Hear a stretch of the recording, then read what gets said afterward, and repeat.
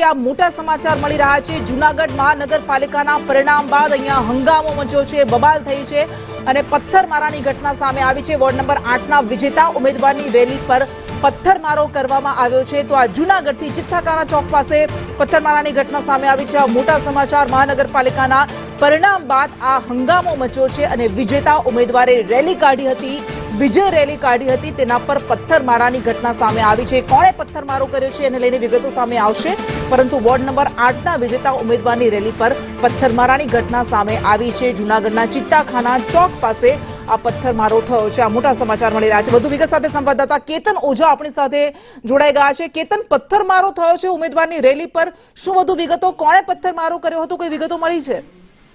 ચોક્કસ હજી સુધી જાણવા નથી મળ્યું કે પથ્થરમારો કોના દ્વારા કરવામાં આવ્યો છે, પરંતુ જ્યારે આજે મહાનગરપાલિકાની વિજય સરઘસ જે નીકળ્યું હતું, વોર્ડ નંબર 8ના કોંગ્રેસના ઉમેદવાર જે અંજમાન પંજા છે તે વિજય સરઘસ નીકળ્યા હતા, તેમની રેલી જે નીકળી હતી તે ચિત્તાખાના ચોકમાંથી પસાર થતી હતી ત્યારે તેમના રેલી પર પથ્થરમારો થયો છે, પથ્થરોના ઘાસ કરવામાં આવે છે। તાત્કાલિક પોલીસ સ્ટાફ ઘટનાસ્થળે પહોંચી ગયો છે।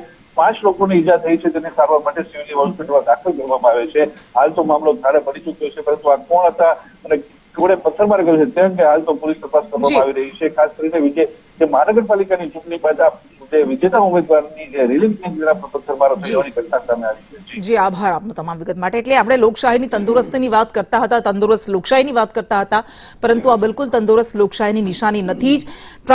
ટ્રાન્ઝિશન ઓફ પાવર ખૂબ જ સરળતાથી થવું જોઈએ। અહીંયા જ્યારે કોઈ ઉમેદવાર જીતે છે, રેલી કાઢે છે, ત્યારે એના પર પથ્થરમારો કરવામાં આવે છે, બિલકુલ સાંખી ન જ લેવાય।